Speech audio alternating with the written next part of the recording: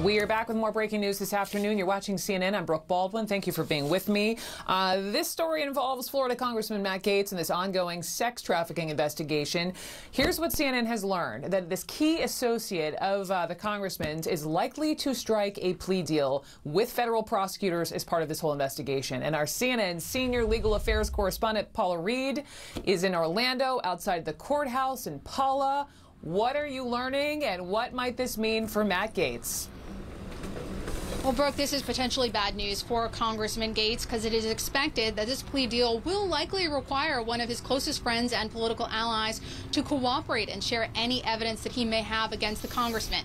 Now, Joel Greenberg's attorney, Fritz Scheller, he just answered dozens of questions from reporters, and he would not confirm that, in fact, this plea deal will require cooperation or if his client is cooperating. But he did give us one hint about what might be in store for the congressman. We have that sound. I'm sure Matt Gaetz is not feeling very comfortable today. I also asked him if the congressman had been in touch with his client. These two were very close. People who knew them said that Joel Greenberg really idolized Matt Gaetz, and there were some people who thought that he wouldn't potentially be willing to flip.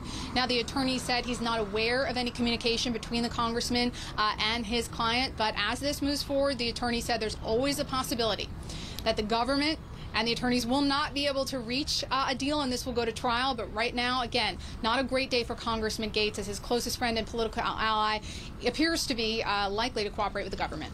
What's the story also, Paula, with, I know there was news that investigators were taking a close look at that trip that Congressman Gaetz has taken to the Bahamas. Tell me more about that.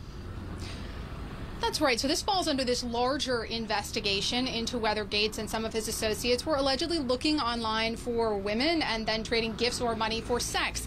And one part of this larger probe is looking at whether Congressman Gaetz may have been provided with women or travel in exchange for political favors. That trip to the Bahamas is one instance under scrutiny in this larger sex crimes investigation, looking at whether the congressman and some of his associates may have violated sex trafficking or prostitution laws. Paula Reed, welcome to the CNN family.